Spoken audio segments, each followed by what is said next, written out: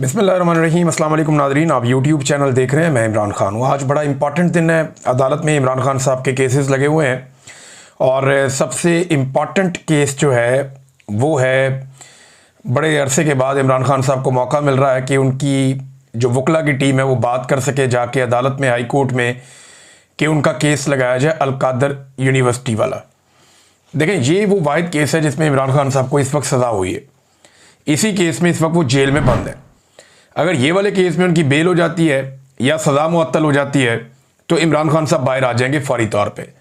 उनके वकला ये दावा करते हैं इमरान खान साहब के केस में कोई जान नहीं है, हमें मौका मिलेगा अदालत में, हम केस उड़ा के रख देंगे। अब हुआ ये है कि 26 जून के बाद से लेकर अब तक इसके बाद समाअत ही नहीं हुई। पाकिस्तान तहरीक-ए-इंसाफ ने ये जल्द समाअत के लिए ये केस मुकर्रर किया जाए, एक मुतफर्रिक दरख्वास्त दायर की हुई थी अदालत में। यानी केस अभी नहीं चलना, अभी ये बात चलनी है कि क्या ये केस जल्दी सुना जाए या ना सुना जाए।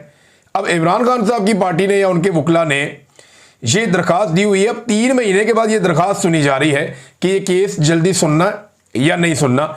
इस मामले के ऊपर आज अदालत फैसला करेगी या समाअत करेगी इस मामले के ऊपर कि जल्दी समाअत करनी है या नहीं करनी। अब उसके बाद फिर समाअत होगी। तहरीक-ए-इंसाफ के वकला ये दावा करते हैं इमरान खान के कि जब भी इसकी समाअत होगी इमरान खान साहब बाहर आ जाएंगे। लेकिन मुझे नहीं लगता कि इस वक्त जो मिलिट्री एस्टेब्लिशमेंट है वो इमरान खान साहब को छोड़ना चाहेगी, ऐसे बाहर दिखाई नहीं दे रहा। उसका जो बड़ा रीज़न है वो ये है कि आर्मी चीफ की एक्सटेंशन का मामला है नवंबर में, वो नहीं कोई रिस्क लेना चाहेगी। इमरान खान जैसा लीडर बाहर आ जाए जिसकी अवाम में इतनी मकबूलियत और इतनी ताकत है कि वो जिस तरफ चलाएगा अवाम उस तरफ चल पड़ेगी। उसने जेल से बैठ के एस्टेब्लिशमेंट को बदतरीन शिकस्त दी और वो इलेक्शन जीत गया वन साइडेड। वो बाहर होगा तो क्या करेगा, ये उसका खौफ तो है इन्हें। तो अब वो कोशिश करेंगे कि इमरान खान को पहले तोशाखाना 2 में सजा दिलवाएं, फिर बाद में ये वाला केस जो है वो वहां पे चले और लगे इस्लामाबाद हाई कोर्ट में। बहरहाल पाकिस्तान तहरीक-ए-इंसाफ ने कहा कि तमाम लोग जो हैं पाकिस्तान तहरीक-ए-इंसाफ के वो पहुंचे अदालत में, इमरान खान साहब का केस लगा हुआ है और आकर इसके अंदर शिरकत करें। तो इमरान खान साहब ने जो स्टेटमेंट दिया अपनी बहन के जरिए से, अलीमा खानम के जरिए से, जब अदालत में केस चल रहा था, तो वहां इमरान खान साहब ने कहा कि 1971 में जब सकूत ढाका का अफसोसनाक सानिया पेश आया तब भी एक डिक्टेटर याया खान मुल्क पर मार्शल लॉ लगा के करता धरता बना हुआ था। सानिया मशरकी पाकिस्तान के बाद हमूदुर रहमान कमीशन बना जिसने बताया कि याया खान ने अपने ज़ाती मफाद और अपने नाजायज़ इक़्तिदार को 10 साल तक तूल देने के लिए ऐसे फैसले किए जिससे पाकिस्तान 2 टुकड़े हो गया। हमूदुर रहमान कमीशन रिपोर्ट आला अदलिया समेत आर्मी, नेवी और एयरफोर्स के नुमाइंदों की तहकीकात के बाद बनाई गई। इन तहकीकात के दौरान सैकड़ों लोगों के बयानात रिकॉर्ड करवाए गए और 4 साल इस साने की वजूहात पर तहकीकात की गई। हमूदुर रहमान कमीशन के मुताबिक एक शख्स की हवस और अना ने जुल्म और जबर का वो बाब रकम किया जिसके बाद मुल्क हमेशा के लिए टूट गया। सबसे गलत फैसला शेख मुजीबुर रहमान की मकबूल तरीन जमात अवामी लीग को दबाने का था। जिस पार्टी ने 162 में से 160 नशिस्तें जीती उसे दीवार से लगा दिया गया और मुजीबुर रहमान को जेल में डालकर मगरबी पाकिस्तान में अपनी नशिस्तें बढ़ाकर दिखाई गईं।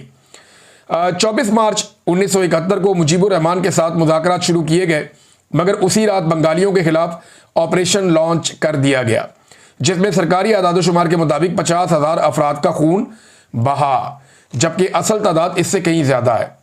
आज पाकिस्तान में वही हालात बना दिए गए हैं जो 1971 में थे। आसिम मुनीर ने 9 मई का फॉल्स फ्लैग ऑपरेशन मुल्क की मकबूल तरीन पार्टी तहरीक-ए-इंसाफ को कुचलने के लिए करवाया। सीधा सीधा इमरान खान साहब ने कह दिया कि 9 मई आसिम मुनीर ने करवाया था। ये अब बड़ा स्ट्रेट अवे आ गए इमरान खान साहब आसिम मुनीर साहब के ऊपर, हेड ऑन ले लिया उन्होंने। इससे पहले वो ये कहते थे इमरान खान साहब के, बताएं ये फॉल्स फ्लैग ऑपरेशन था। इमरान खान साहब ये कहते थे कि इसके पीछे कौन है, सीसीटीवी जिसने चुराई है वही इसके पीछे है। तो ये इमरान खान साहब पहले कहते थे, लेकिन अब उन्होंने साफ कहा कि आसिम मुनीर ने 9 मई का फॉल्स फ्लैग ऑपरेशन मुल्क की मकबूल तरीन पार्टी तहरीक-ए-इंसाफ को कुचलने के लिए करवाया। 2 रातों में तहरीक-ए-इंसाफ से मुंसलिक 10,000 से ज़ायद लोगों को गिरफ्तार किया गया। ये कैसे मुमकिन था कि 10,000 लोगों को 2 रातों में बगैर तहकीक गिरफ्तार कर लिया जाए। इसके बाद पार्टी को कुचलने का सिलसिला शुरू हुआ। मुल्क की सबसे बड़ी जमात की तमाम सियासी सरगर्मियों पर पाबंदी लगा दी गई। कोई तहरीक-ए-इंसाफ का परचम उठाता तो उसे उठा लिया जाता। हमारे उम्मीदवारों और उनकी फैमिलीज को अगवा किया गया। हमसे हमारा इंतखाबी निशान तक छीन लिया गया, मगर अवाम ने 8 फरवरी को बाहर निकलकर इस सारे बयानिए को ज़मीन बोस कर दिया। 8 फरवरी इनकलाब का दिन था, जब लोगों ने जुल्म के निज़ाम के खिलाफ वोट दिए और तहरीक इंसाफ को 2/3 अक्सरियत दिलवाई। कमिश्नर पिंडी ने जब ज़मीर की आवाज़ पर लब्बैक कहा, इंतखाबी धांधली का पर्दा चाक किया और 50-50 हज़ार वोटों की धांधली का एतराफ़ किया, तो धांधली के जुर्म में मुलविस कुव्वतों ने उनके ज़हनी तवाज़ुन बिगड़ने का भोंडा बयानिया बनाकर उन्हें गायब कर दिया। इनका आज तक किसी को मालूम नहीं, लेकिन हम उन्हें भूलने नहीं देंगे। 9 मई के असल मुजरिम वही हैं जिन्होंने CCTV फुटेज चुराई है। अब इसी 9 मई को बहाना बनाकर जो नशिस्तें हमारे पास बची हुई थी, वो नाजायज़ 10-10 साल की सजाएं देकर हमसे छीनी जा रही हैं। बेशर्मी की इंतहा यह है कि एजाज चौधरी की सीट छीन कर इलेक्शन हारने वाले राणा सनाउल्लाह को दे दी गई। ये सब सजाएं बिल्कुल नाजायज़ है। 2-2, 4-4 करके बेशर्मी से हमारी नशिस्तों पर कब्जा किया जा रहा है। इसीलिए हमने ज़िमनी इंतखाबात का बाइकआउट किया है, क्योंकि वो फिर ये नशिस्तें चोरी कर लेंगे और इस इलेक्शन में हिस्सा लेना इन जाली सजाओं को मानने के मुतरादिफ होगा। मैं कौमी असम्बली की कमेटियों से इस्तीफ़ा पेश करने वाले तमाम मुराद से दस्तबरदार होने वाले सबको खराज तहसीन पेश करता हूँ और हदायत देता हूँ कि अब सेनेट में भी ऐसा ही किया जाए। मैं कुछ दिन तक अपने आइंदा लाएअमल का ऐलान करूँगा। फिर इमरान खान साहब ने ऑपरेशन के बारे में बड़ी खुलकर बात की है। उन्होंने कहा ऑपरेशन बंद होना चाहिए और ANP को गैर मकबूल किया गया था इसी तरह एक ऑपरेशन करके सिर्फ बैरूनी कुव्वतों की खुशनुदी के लिए अपने ही लोगों के खिलाफ फौजी ऑपरेशन से हालात बेहतर होने की बजाय मजीद बिगड़ते हैं। एक तरफ हमारे सिक्योरिटी फोर्सेज वाले और दूसरी तरफ भी हमारे अपने शहरी मारे जाते हैं। अपनों को मारने से हमेशा दहशतगर्दी में इजाफा होता है। हमारी जानिब से अफगानिस्तान और पाकिस्तान में जारी ड्रोन हमले फौरी बंद होने चाहिए। फिर उन्होंने कहा तमाम सूबाई और कौमी असम्बली के मेंबरान को मैं हदायत करता हूँ कि सूबे में अमन के लिए अपने और अपने ही लोगों के खिलाफ ऑपरेशन और ड्रोन हमलों को रोकने के लिए मिलकर बैठे और मुज़ाहमत करें। ये इमरान खान साहब ने कहा। फिर अफगानिस्तान के बारे में इमरान खान साहब ने बताया कि उन्हें बड़ी तकलीफ है जिस तरह उनको निकाला गया वहाँ से। और फिर उन्होंने कहा कि आसिम मुनीर एंटी तालिबान लॉबी को खुश करने के लिए ये सब कर रहा है और जहाँ जंग नहीं है वहाँ जानबूझकर जंग नाफिज कर रहा है। ये इक़दाम फौरी तौर पर रुकने चाहिए वरना हालात मज़ीद बिगड़ेंगे, ये साबिक़ वज़ीर-ए-आज़म कह रहे हैं। उसके बाद इमरान खान साहब ने अपने जो ट्वीट का तीसरा हिस्सा, 3 हिस्सों में उन्होंने ये ट्वीट किया है। उन्होंने कहा जी मेरी बहनों और एहलिया का सियासत से कोई लेना देना नहीं है। अलीमा खान बाहर आकर सिर्फ मेरा पैगाम पहुंचाती है। उनके खिलाफ मुहिम अफसोसनाक है और मुल्क पर मुसल्लत रजीम की बुज़दिली और खौफ का वाज़ेह सबूत है। बुशरा बेगम की भी सियासत का कोई अमल दखल नहीं है। बुशरा बीबी ने आज तक मुझे किसी वज़ीर, टिकट होल्डर या सेनेटर को नामजद करने का नहीं कहा। वो कोई सियासी पैगाम नहीं भेजती। वो कैद तन्हाई में है। इनका बाहर किसी सियासी शख्सियत के साथ कोई रब्ता नहीं है। इनको कैदोबंद की सहूलतें सिर्फ मेरी एहलिया होने की वजह से बर्दाश्त करनी पड़ रही हैं। जालिम रजीम को लगता था बुशरा बेगम को मेरी कमज़ोरी बनाकर इस्तेमाल करेंगे, लेकिन वो मेरी ताकत बन गई। ये वाहिद खातून है पाकिस्तान की तारीख की जो गैर सियासी है, मगर सिर्फ इनके ख़ानदान के किसी शख्स के सियासत में होने की वजह से उन्हें कैद बर्दाश्त करनी पड़ी हो। बुशरा बेगम की तबीयत नासाज है। उन्हें चलते हुए चक्कर महसूस होते हैं। उनके मुआयने के हवाले से दरख्वास्त दायर की गई है, लेकिन अभी तक कबूल नहीं की गई। उनका डॉक्टर से तरजीही बुनियादों पर मुआयना इंतहाई अहम है। बुशरा बेगम को सियासी मुकदमात में कैद करना आसिम रजीम की इखलाकी और मजहबी गिरावट का सबूत है। मुझ पर और मेरे ख़ानदान पर तमाम मुजालिम आसिम मुनीर करवा रहा है। मुल्क में इस वक्त आसिम लॉ नाफिज है, जिसने डाकू डफर अलायंस के तहत मुल्क चलाकर इखलाकियात का जनाजा उठा दिया है। इखलाकी पस्ती का सबूत यह है कि मेरे ख़ानदान की औरतों को भी निशाना बनाया जाता है। ये जी इमरान खान साहब का बयान है। अब नाज़रीन आप आ जाएं कि हालात क्या है। अब पाकिस्तान पीपल्स पार्टी ने PMLN को और PMLN ने पीपल्स पार्टी को ताने देना शुरू कर दिए हैं गवर्नेंस के मामलात पे, क्योंकि सैलाब के अंदर पंजाब में जो तबाही फिरी है, पाकिस्तान पीपल्स पार्टी ये जानती है कि PMLN का तो डब्बा गोल हो जाएगा। लोग इनका पटाखा बजा देंगे जो इन्होंने अवाम के साथ कर छोड़ी है पंजाब में। लिहाजा पीपल्स पार्टी अपने आप को बरी जमा करते हुए पंजाबी हुकूमत के ऊपर, जो पंजाब की हुकूमत बनी हुई है इस वक्त, उसके ऊपर इल्ज़ामात लगा रही है। जबकि PMLN बदला लेने के लिए कराची और सिंध के डूबने के ऊपर पीपल्स पार्टी पे इल्ज़ामात लगा रही है। तो ये दोनों एक दूसरे का पोल खोल रहे हैं। और जबकि जो अपोजिशन जमात है पाकिस्तान तहरीक इंसाफ, ये रोल उसका है कि वो दोनों को एक्सपोज करे, लेकिन 2-4 लोगों के अलावा कोई भी इस पर बात नहीं करता। पाकिस्तान तहरीक इंसाफ की लगता है तरजीहात कुछ और हैं और वो बहुत सेंसर करके बात करते हैं। लगता है वो डरे हुए हैं हुकूमत से, या बहुत सारे लोग ऐसा लगता है ये मौका था अवाम के साथ खड़े होने का, बताने का कि आपने गलत बंद तोड़े हैं, ये बताने का कि आपने जुल्म किया है, आपने बस्तियों की बस्तियां डबो दी हैं, लाखों लोगों को आपने बेघर कर दिया है, कश्तियां उलट रही हैं, कोई रेस्क्यू नहीं है, कोई रिलीफ नहीं है, कोई इमदादी सरगर्मियां नहीं हो रही। वो बेचारे रेस्क्यू 1122 वाले, उनको बहुत महदूद वसाइल है, छोटा सा इदारा है, इतना बड़ा तबाही आ गई है उसके अंदर, बेचारे क्या करें, वो फंस गए हैं, उनको वो सहूलियात भी नहीं है बेचारों को। शहबाज शरीफ के दौर में तो बेचारे चंदे से चल रहे थे। ये तो उस्मान बुज़दार का भला हो, जब वो आया तो उसने इसको मुख्तलिफ इजला तक फैलाया। अब हालात ये पैदा हो चुके हैं कि 2 कश्तियाँ डूब गई जलालपुर पीरवाला में, उलट गई वहाँ लोग डूब गए, फिर उनको बड़ी मुश्किल से बचाया गया। एक कश्ती डूबी है रहीम यार खान में, उसमें 9 अफराद खवातीन समेत अब तक उनकी लाशें मिली हैं, वो जाँ बहक हो गए हैं। 2 बंदों का अभी तक कोई पता नहीं चल रहा। ये नाज़रीन हालात हैं। और जिस इलाके का बंद तोड़ना हो ना, वहाँ इंसानों को और मवेशियों को महफूज रखने के लिए पहले से खसूसी मशकें की जाती हैं। ये ऐसा नहीं होता कि ये जो बंद तोड़े जाते हैं ये अचानक से ये तोड़ दिया वो तोड़ दिया, नहीं। जहाँ पे आप पानी छोड़ते हैं ना, आपको पता होता है कि अगर बहुत बड़ा सैलाब आएगा तो हम इन इलाकों में पानी छोड़ेंगे। उन इलाकों में स्पेशल सायरन होते हैं, मसाजिद के अंदर सायरन लगे हुए होते हैं, और पूरा एक सिस्टम पाकिस्तान में बहुत दहाइयों पहले मौजूद था। तो वो सिस्टम बनाया जाता है कि लोगों को महफूज कैसे रखना है। बरसात से पहले उसकी मशकें कर दी जाती हैं। यहाँ इनको 1.5-2 महीने पहले से पता था कि इस मरतबा बड़े खौफनाक सैलाब आने जा रहे हैं। वार्निंग जारी कर दी गई थी, इन्होंने टके की तैयारी नहीं की, बल्कि लोगों को अंधेरे में रख के मारा, मासूम लोगों को। उन्हें वार्निंग दिए बगैर पानी छोड़ दिया इन्होंने, और बस्तियां की बस्तियां डिबो दी हैं। वो लाखों लोग हैं जलालपुर पीरवाला में जो डूब रहे हैं पानी के अंदर, और बुरी तरह डूब रहे हैं। उनके साथ जुल्म हुआ है, बेखबरी में उनको मारा गया, उनको डुबोया गया है। और अब उन्हीं गरीबों की तस्वीर और वीडियोस बना बना के अपनी टिकटॉक मशहूरी कर रहे हैं।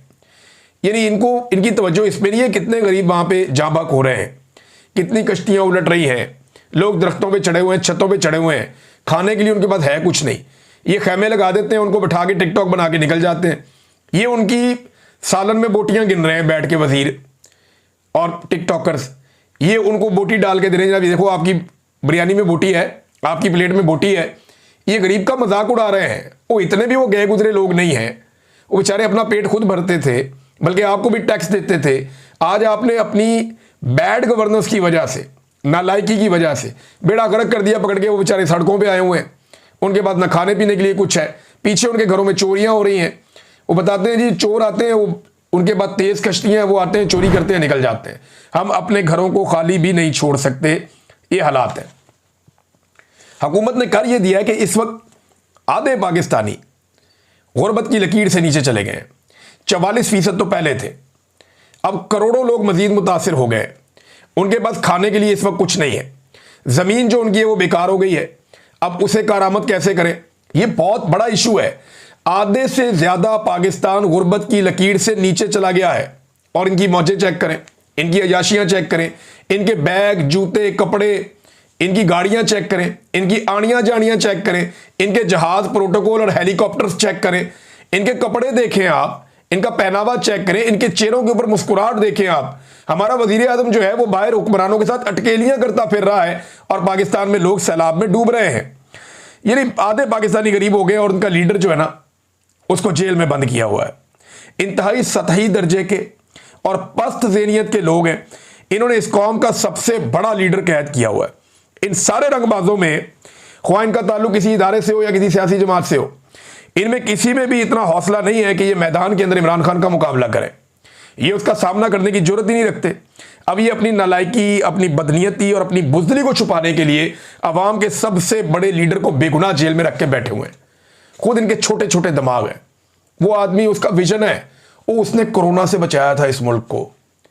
जहां दुनिया नाकाम हो गई, अमेरिका और यूरोप जैसे मुल्क जो है वहां पे तबाही हो गई, इमरान खान ने एक मिसाल कायम की थी, कमाल काम किया था। उस आदमी को जेल के अंदर बंद किया हुआ डफर्ज है, जिनकी मोटी खोपड़ी, इनका दिमाग ही काम नहीं करता। भाई वो आपको तब अलिफ बे नहीं पता थी जब वो इस कौम का हीरो था। वो इतना तगड़ा आदमी है, इतना बड़ा आदमी है, ये सारे बोनों ने मिलकर उसको जेल में बंद कर दिया। उसका बाहर सामना ही नहीं कर सकते ये, और कोई वजह नहीं है। और हुकूमत की हालत ये है, कभी ये कहती है कि हम बैरूनी इमदाद नहीं लेंगे, अपने पैरों पे खुद खड़े होंगे, अपनी मदद आपके तहत हम सैलाब मुतासरीन को देखेंगे।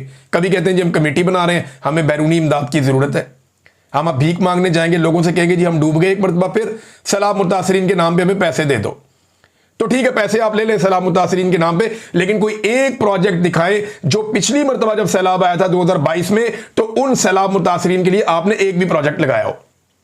और भी जिन्होंने काम किया होता ना, वो दिखाई दे रहा होता है। मुझे आप 10 साल के बाद भी पूछेंगे, मैं आपको ले जाऊंगा, जाके वो घर दिखा लूंगा जो हमने बनाए थे। बलूचिस्तान के लोग खुद गवाही देंगे, पंजाब के लोग खुद गवाही देंगे जहां पे हमने घर बनाए थे। वो 2000 के करीब मकान है जिनकी छतें डाली थी, जाके पूछ ले, आपको आज भी सारा डाटा मिल जाएगा।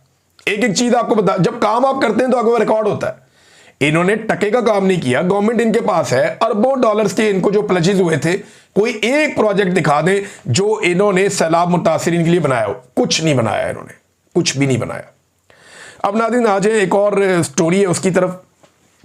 और ये जो स्टोरी है ये गंडापुर साहब के पासपोर्ट के हवाले से। अब उन्होंने बात छेड़ दी है तो बात निकलेगी तो फिर दूर तलक जाएगी।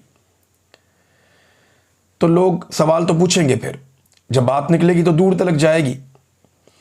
अब गंडापुर साहब का पासपोर्ट देखें, इनके भाई ने ट्रैवल किया गंडापुर साहब के बैरून मुल्क, तो गंडापुर क्यों नहीं कर पा रहे, सवाल ये है। हालांकि ये आर्मी चीफ को भी मिलते हैं, इमोशन नकवी इनको मिलने भी आता है, उसको मिलने भी जाते हैं, सारी चीजें नॉर्मलाइज है। मैं मानता ही नहीं इनको पासपोर्ट नहीं इनके पास। ये तो लगता है जानबूझ के इन्होंने किया हुआ है। भाई वजीर आला के पास ऑफिशियल पासपोर्ट होता है, ऑफिशियल पासपोर्ट, इसके ऊपर ऐसे लिखा हुआ होता है। डिप्लोमेटिक पासपोर्ट जो है वजीर आला के पास नहीं होता, वो वजीर आजम के पास बड़े जो ऑफिसर हैं आर्मी चीफ के पास होता है डिप्लोमेटिक पासपोर्ट। अच्छा, पाकिस्तान में एक बड़ी अजीब और बात मैं आपको बताता हूं। मैं स्टडी कर रहा था, पाकिस्तान के आर्मी चीफ के पास डिप्लोमेटिक पासपोर्ट है, लेकिन पाकिस्तान के चीफ जस्टिस के पास, जिसका होता बहुत बड़ा, उसके पास ऑफिशियल पासपोर्ट है। तो जो डिप्लोमेटिक पासपोर्ट होता है ना, ये सुपीरियर होता है। तो जो ऑफिशियल पासपोर्ट होता है ना, ये थोड़ा छोटा पासपोर्ट होता है, काफी छोटा होता है उससे। तो पाकिस्तान के आर्मी चीफ के पास डिप्लोमेटिक पासपोर्ट है, 22वां ग्रेड है उनका, लेकिन पाकिस्तान के चीफ जस्टिस के पास ऑफिशियल पासपोर्ट है। अच्छा, इंडिया में इसका उलट है। इंडिया में जो उनका आर्मी चीफ है उसके पास ऑफिशियल पासपोर्ट है, और जो उनका चीफ जस्टिस है उसके पास डिप्लोमेटिक पासपोर्ट है। देखिए कितना फर्क है। अच्छा, बर्तानिया और अमेरिका के जो आर्मी चीफ है ना, उनके पास भी डिप्लोमेटिक पासपोर्ट नहीं है। ये मैं आपको बता रहा हूं डाटा देख के, अजीबोगरीब सूरत हाल है। यानी मौजूदा आर्मी चीफ के बेटों के बारे में, बेटियों के बारे में और दामादों के बारे में एक स्टोरी की थी अहमद नूरानी साहब ने। उन्होंने कहा था कि इनके दामाद जो हैं, उनकी फैमिली, इनके पास ऑफिशियल पासपोर्ट्स हैं। गालिबन उन्होंने डिप्लोमेटिक कह दिया था, लेकिन ऑफिशियल पासपोर्ट्स हैं उनके पास। गंडापुर का ऑफिशियल पासपोर्ट बनता है, पर वो कह रहे मेरे पास नहीं है। मैंने कानून इसका देखा कि ये इनको मिलता कब है, तो जिस दिन वो अपना ऑफिस एज्यूम करता है, वो ऑटोमेटिकली ऑफिशियल पासपोर्ट हर वजीर आला को दिया जाता है। गवर्नर का, सदर का, इनके डिप्लोमेटिक होते हैं, लेकिन वजीर आला का ऑफिशियल पासपोर्ट होता है, वुजरा का भी ऑफिशियल पासपोर्ट होता है नीले रंग का। ये इन्हें ऑफिस में आते ही मिल जाता है। गंडापुर साहब को नहीं मिला, मुझे हैरत है, और इसके ऊपर आज ये बात कर रहे हैं। मैं तो हैरान हूं कि ये गंडापुर साहब या तो बहुत ही भोले हैं, बहुत ही मासूम है, या वो हम सारों को बहुत भोला और बहुत मासूम समझते हैं। अच्छा, जिन्होंने हमें इंसाफ देना, उनकी हालत चेक करें। जस्टिस मंसूर अली शाह साहब जाना चाहते हैं बैरून मुल्क अमेरिका, और ये इनको पहले भी दावत आती रहती है। ये लॉ स्कूल है वहाँ पे, ये अमेरिका का है, बहुत बड़ा, और यहाँ पे इवेंट्स होते रहते हैं, बहुत बड़ी बड़ी तकारीब होती रहती हैं। तो उसमें शिरकत के लिए जस्टिस मंसूर अली शाह साहब को जाना था, और भी दुनिया भर से लोग आते हैं, जो ज्यूरिस्ट हैं वो आते हैं। अब चीफ जस्टिस ने उनको इजाज़त ही नहीं दी। आप अंदाज़ा करें कि जहाँ पे एक जज, सुप्रीम कोर्ट ऑफ पाकिस्तान का मोस्ट सीनियर जज, जिसको चीफ जस्टिस बनना था और नहीं बनने दिया गया, वो पाकिस्तान से बाहर ट्रेवल नहीं कर पा रहा, एक तकरीब में नहीं जा पा रहा। वहाँ पे आम आदमी की क्या हालत होगी इस मुल्क के अंदर? जहाँ एक जज को इजाज़त नहीं मिल रही, वहाँ पे आम आदमी को क्या इजाज़त मिलेगी उस मुल्क के अंदर? पाकिस्तान का पूरा निज़ाम यरगमाल बना दिया गया, बाजू मरोड़ दिया गया। नाज़रीन, एक चीज़ और मैं आपको बता दूं, बहुत सारे लोगों को बड़ा जोम है। पाकिस्तान में बहस चल रही है, नेपाल नहीं बनेगा, नेपाल नहीं बनेगा, भी नेपाल में ये था तो पाकिस्तान में ये है। और जिस दिन पाकिस्तानी खड़े होंगे ना, ये जितने टाउट टीवी पे बैठ के बातें कर रहे हैं ना, ये जितने लोग दावे कर रहे हैं ना एस्टेब्लिशमेंट के कि जनाब पाकिस्तान में इनकलाब नहीं आ सकता, पाकिस्तान में अवाम कभी खड़ी नहीं हो सकती, ये मेरी बात याद रखें। मुझे तो दिखाई दे रहा है पाकिस्तानी खड़े होंगे, और पाकिस्तानी ऐसे खड़े होंगे कि फिर किसी को खड़ा होने के काबिल नहीं छोड़ेंगे। जिसने इस मुल्क के साथ जुल्म किया ना, जिसने इस मुल्क को लूटा है, और जिसने इस मुल्क के साथ तबाही की है, जिस दिन पाकिस्तान खड़े होंगे, ये टाइम लग सकता है, हो सकता है जल्दी, हो सकता है देर सवेर हो जाए, टाइम लग सकता है लेकिन होना जरूर है। ये मैं अच्छी तरह जानता हूं कि पाकिस्तानी एक वक्त आएगा कि पाकिस्तान की मिलिट्री एस्टेब्लिशमेंट से और पाकिस्तान के जो माफियाज बैठे हुए हैं इनसे अपनी बर्बादी का बदला एक दिन लेंगे और ये वक्त आएगा। ऐसा नहीं है कि ये नहीं आना। ये जो लोग अभी ये बातें कर रहे हैं ना, नीरू की तरह बांसुरी बजा रहे हैं, इन्हें पता नहीं है पाकिस्तानी अंदर से कितने भरे हुए हैं। मैं रोजाना इतने लोगों से बात करता हूं कि जितना ये सोच भी नहीं सकते, और पाकिस्तानियों के अंदर जो गुस्सा है ना वो आपको नजर आएगा, एक वक्त आएगा और ये वक्त ज्यादा दूर मुझे दिखाई नहीं दे रहा। नाजरीन, कतर के ऊपर इन्हें यह लगता है कि अमेरिका इनके साथ है तो उनकी बचत हो जाएगी। तो मैं आपको बताता हूं कि कतर पे हमला हुआ, इसराइल ने हमला किया। ये वही कतर है जिसमें अमेरिका के अड्डे हैं। ये वही कतर है जिसने $400 मिलियन का तैयारा डोनाल्ड ट्रंप को गिफ्ट किया था। ये वही कतर है जिसने 1.2 ट्रिलियन डॉलर्स की सरमायाकारी का, ये ट्रिलियन बता रहा हूं, बहुत बड़ी सरमायाकारी का अमेरिका के साथ मामला किया था कि ये सरमायाकारी कर रहे हैं अमेरिका में हम, इतनी बड़ी सरमायाकारी कि कोई और नहीं कर रहा। उस कतर के ऊपर इसराइल ने अटैक किया। अमेरिका ने क्या किया? मुजम्मत तक नहीं की। डोनाल्ड ट्रंप का आप स्टेटमेंट देखें, बड़ा मजेदार है। डोनाल्ड ट्रंप ने कहा कि दोहा में हमले का फैसला मेरा नहीं है बल्कि नेतन्याहू का था। मैं इससे खुश नहीं हूं। मैंने इसराइली हमले के बारे में कतर को पेशगी मुतला करने की हदायत की थी, लेकिन बदकिस्मती से वार्निंग देने में ताखीर हुई। अमेरिकी सदर मुजम्मत भी नहीं है बीच में, कतर पे अटैक मुजम्मत भी नहीं है। और पाकिस्तान की मादनियात क्या बेचती हैं भाई? जिस वक्त डोनाल्ड ट्रंप ने दूसरी साइड ली, आपकी मादनियात सारा कुछ ये बीच में ही रह जाएगा। तल्लकात आपके, कतर के भी बहुत अच्छे तल्लकात हैं, लेकिन वो फिर इसराइल के साथ ही खड़े हैं। ये बात आप ज़हन में रखिएगा। नेचुरल अलायंस जो अमेरिका का है वो पाकिस्तान के साथ नहीं, इंडिया के साथ है। ये बात शायद पाकिस्तानी हुक्मरानों को अभी समझ नहीं आ रही। ये आने वाले वक्त में समझ आ जाएगी जब हम यहां पे भी अपने पांव काट चुके होंगे, इस खित्ते में भी। तो नाजरीन, ये ईरानी हमले की तो मजम्मत हो रही थी बहुत, जो जब कतर में उसने किया था, लेकिन इसके ऊपर नहीं हो रही। अच्छा, एक चीज और भी अभी हमें ज़हन में रखनी पड़ेगी कि 72 घंटों में इसराइल ने 6 मुल्कों के ऊपर अटैक किया है। फलस्तीन पे, लबनान पे, शाम पे, त्यूनिस पे, कतर पे और यमन पे। 6 मुल्कों में 72 घंटों में अटैक किया। ये बहुत खौफनाक चीज़ है। अभी हो सकता है इनके ऊपर पाबंदियां लगाने की कोशिश की जाए। कनाडा भी कह रहा है और यूरोपीय यूनियन के बहुत सारे ममालिक कह रहे हैं। दबाव बढ़ रहा है, लेकिन अमेरिका पूरी ताकत के साथ, आपको पता है वो इसराइल के साथ उनके बड़े अच्छे ताल्लुकात हैं और वो आपको अब नज़र भी आ रहे हैं। अब तक के लिए इतने ही। अपना ख्याल रखिएगा, अपने इस चैनल का भी। अल्लाह हाफ़िज़।